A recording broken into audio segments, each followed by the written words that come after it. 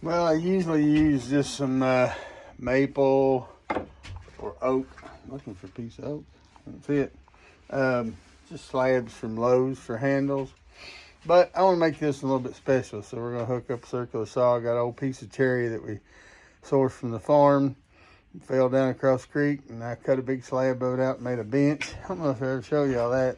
Took a piece of steel and heated it up in the forge and resawed that log in half, a piece of cherry, bent them piece of metal up and bolted it on there.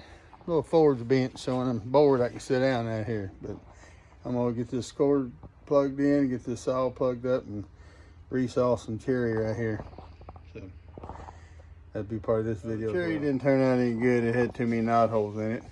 But we got another piece of material that comes from the farm. It is a piece of ash. You can see that green, I think you can. Some pretty wood. It's got some ash beetle marks in it. We're gonna cut her down about 3/8 of an inch thick and try to get 2 slab handles out of that for the smaller of the 2 knives. So I ain't gonna show you the cutting. You know how to cut. Well, there you have it. It's got a couple ash beetle holes in it that are too big, but I think we can make it work. I think it'd be pretty wood though. Pretty wood. We'll make some handles out of that. Better get in the house and get them knives in the oven. I was working on this stupid kerosene heater right here, and the handle won't turn, the wick won't come up. I hadn't had it, used it probably twice. Sat out here in the shed and I was going bad. So if you know anything about kerosene heaters, comment below. I got my minion hat on. I've got a pair of scales cut out, drilled and pinned for this knife. So they're going to be a little bit short of the they'll lay like that, and they'll be a little bit short of the handle of the palm, leaving that nutcracker exposed. I don't like to get too far up and get too much wood right there, because those little pieces tend to break off. So when I sand them down a little bit more, I'll probably blunt them off and keep them from trying to break off. So I use hollow pins, the 3/16 hollow pins, epoxy handles, those on. I got that set ready to go, and I'm currently tracing out the handle for this knife. It's going to have a little bit of angle to it. I'll put it on here and show it to you from the other side. The scale's going to have a little bit of backward angle on it. I think that'll look good on it. That old piece of ash that we ripped down yesterday. So just want to bring you up to speed. This is all I've got is that quarter table bandsaw I'm cutting out that scale with. So if you're cutting a pretty good curve with a bandsaw, what I like to do is just make a curve with a loose cut, just bump the line, and then, of course I'm doing this one-handed. Of course when you feed your saw into it, you just kind of start a little shallow over your mark. You're going to fan this handle to push that metal, and then that piece will pop out.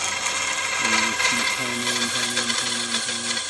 But try not to get the blade in too big a bind. If it doesn't work, just come back across. Make another release cut.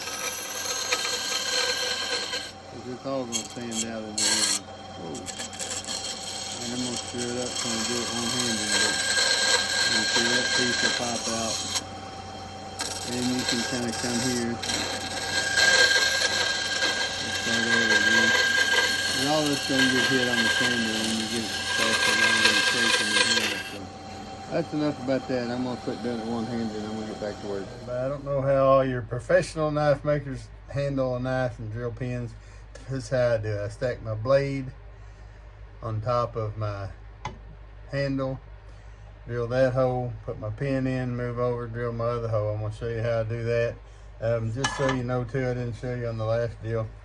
Before I drill my handles, I try to shape the tips of them, get them looking similar, grind that out. Even though those two billets, 2 blanks are 2 different sizes and all that sort of stuff, I want this to look the same on the edge of the blade when it comes in. I want that to look that way. There's a knot hole in it, and I think that just gave character. What I do is never perfect, so Here we go. We'll put our blade, we'll line it up on our handle scale. We'll turn on the drill. Close, we'll let the drill bit center in the blade. I think I just blocked the camera. I'm not very good at this. Drill our hole. We go through. Get our pin. Push our pin through the blade into the handle scale, so now that locks the two together. And that way, I've seen a lot of people try to make knives and you get misaligned pin holes, which is a big struggle. And then once I got that pin in there, the blade's sitting there on that. So now all I gotta do is line my back up. Try not to get your hand on this side, because if it catches, you want to be as safe as you can. And line your hole back up. I'm wearing glasses, but I'm not doing anything real special as far as safety goes. But then again, like I always told my sons, do as I say, not as I do. I drill my hole, scream at a time or two, and then that pin, look straight up here. That pin holds this scale together, and then when I drill this hole, it has to line up. It can't do anything but line up. So, and that'll get me a scale pin set up on the side of the blade. Now to get the other side, what I do is I take the pins out, lay my knife down, I stack my handle scales together, line them up, set them down, making sure that the front edge is lined up. The rest of it really is not that important. Get the front edge lined up.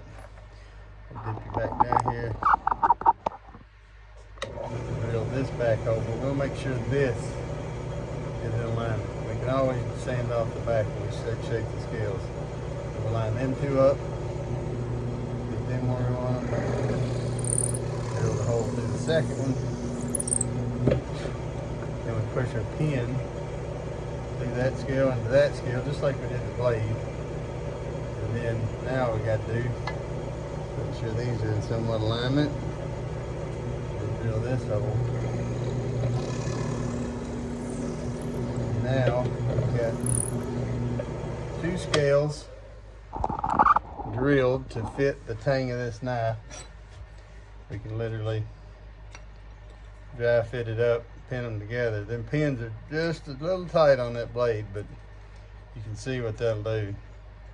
I'm not going to sandwich them together because then I got to undo them later to glue them up. So now we're ready to take them inside. We've got two sets of scales here. We've got two knives ready. We'll sand up the blade, take the tempering off of that blade. Sorry. Take the tempering off that blade here as we tempered it. I don't know if you can probably see the bronze color a little bit better today. Almost like a rust color. We'll get this all cleaned up from here up, here back. And we'll take them in the house, epoxy them, clamp them together, and then we'll come out and do our final shaping and sanding and sharpening. Stay tuned. That is how I handle a knife. So thank you for watching this video. If you like this content, please like and subscribe, share it with your friends. Just an old redneck from Kentucky in the yard and the shed, doing what he loves to do. Thank you for having views, and have a great day. So you can see the difference. See how shiny that is? I've run it through the sander. Because you got that little bit of tempering. See how hazy that is now? Shine that up on the handle so that the epoxy will hold better.